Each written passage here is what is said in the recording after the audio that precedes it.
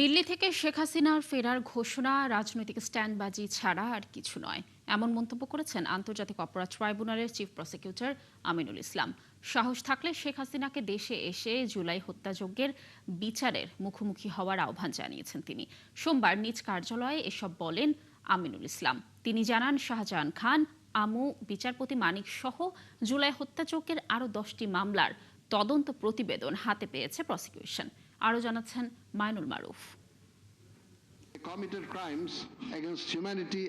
আন্তর্জাতিক অপরাধ ট্রাইব্যুনালে জুলাই আগস্টের হত্যাযজ্ঞের প্ররোচনা, উস্কানি, নির্দেশ ও পরিকল্পনার মামলায় মৃত্যুদণ্ডের রায় হয়েছে শেখ হাসিনার। তবে তিনি ভারতে পলাতক থাকায় রায় কার্যকর হওয়া নিয়ে রয়েছে শঙ্কা। এখনও নিষ্পত্তি হয়নি আপিলও। এর মাঝেই ভারতীয় সংবাদ মাধ্যমের খবর, এবছরই দেশে ফিরবেন শেখ হাসিনা।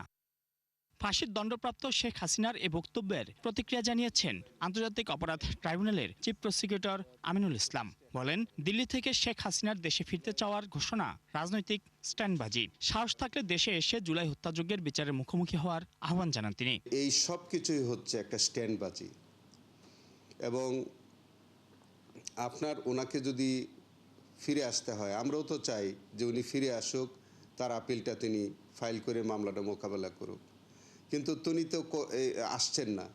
একটা বিচারের প্রক্রিয়ার মধ্যে বহুবার তাকে আসার জন্যে ওয়ারেন্ট ইস্যু করা হয়েছে, পত্রিকায় বিজ্ঞপ্তি দেওয়া হয়েছে, কিন্তু তিনি আসলেন না।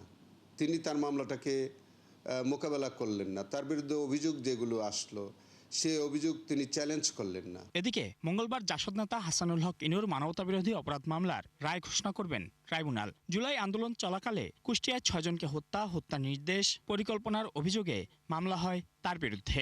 চিফ প্রসিকিউটর বলছেন, ইনুর সর্বোচ্চ সাজা প্রত্যাশা করেন তারা। জনাব হাসানুল হক ইনুর যে দায় ছিল এবং তার কর্মকাণ্ড দিয়ে যে অপরাধটা হয়েছে, সেই অনুযায়ী আমরা সাক্ষ্য প্রমাণ উপস্থাপন করেছি। আইনেও বলেছে যে তার যে ভূমিকা ছিল, তার যে কার্যক্রম ছিল, সেটা অপরাধ। সেই অপরাধটি আমরা প্রমাণ করেছি বলে আমরা বিশ্বাস করি, এবং আমরা সেই অনুযায়ী প্রত্যাশা করি যে তার এই অপরাধমূলক কর্মকাণ্ডের কারণে এতগুলো জানমালের যে ক্ষতি হয়েছে দেশে, এটার জন্য তো উপযুক্ত শাস্তি তাকে পেতে হবে। আমিনুল ইসলাম জানান, জুলাই হত্যাযজ্ঞের আরও 10টি মামলার তদন্ত প্রতিবেদন হাতে পেয়েছে প্রসিকিউশন। যাচাই বাছাই শেষে পর্যায়ক্রমে ট্রাইব্যুনালে আনুষ্ঠানিক অভিযোগ দাখিল করা হবে। মাইনুল মারুফ, ৭১, ঢাকা।